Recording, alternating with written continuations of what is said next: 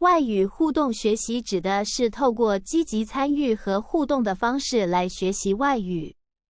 这种学习方式强调学习者的主动性，并鼓励他们在真实或模拟的语境中运用语言。以下是一些常见的外语互动学习方式：语言交换 （language exchange） 与母语人士互相学习对方的语言。可以透过线上平台或线下活动进行。线上语言学习平台 （Online Language Learning Platforms） 许多平台提供互动式的课程、游戏、社群功能，例如 Duolingo、Babbel、Lingoda 等。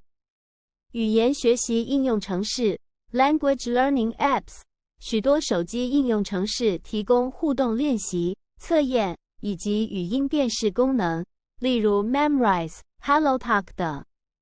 线上课程 Online Courses 参与由老师带领的线上外语课程，通常包含小组讨论、角色扮演等互动环节。沉浸式学习 Immersion Learning 创造一个目标语言的环境，例如参与语言交换活动、观看外语影音、阅读外语书籍等。角色扮演Role Playing 在模拟情境中扮演特定角色，练习使用目标语言进行沟通。小组讨论 Group Discussions 与其他学习者一起讨论特定主题，提供口语练习的机会。游戏化学习 Gamification 将语言学习融入游戏元素，增加学习的趣味性和动机。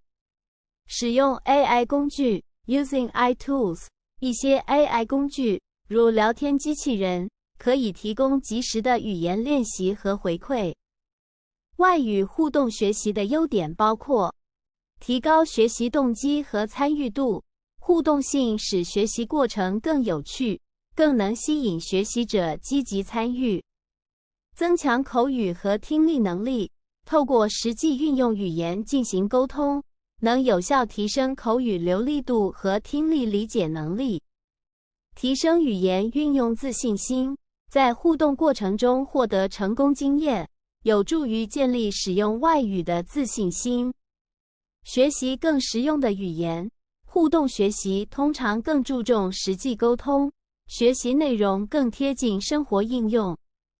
培养跨文化交流能力，与不同文化背景的人互动，有助于了解和尊重不同文化，获得及时回馈，在互动过程中，可以更快地发现错误并得到纠正。总之，外语互动学习是一种有效且有趣的学习方式，能帮助学习者更积极地参与语言学习过程，并更快地提升语言能力。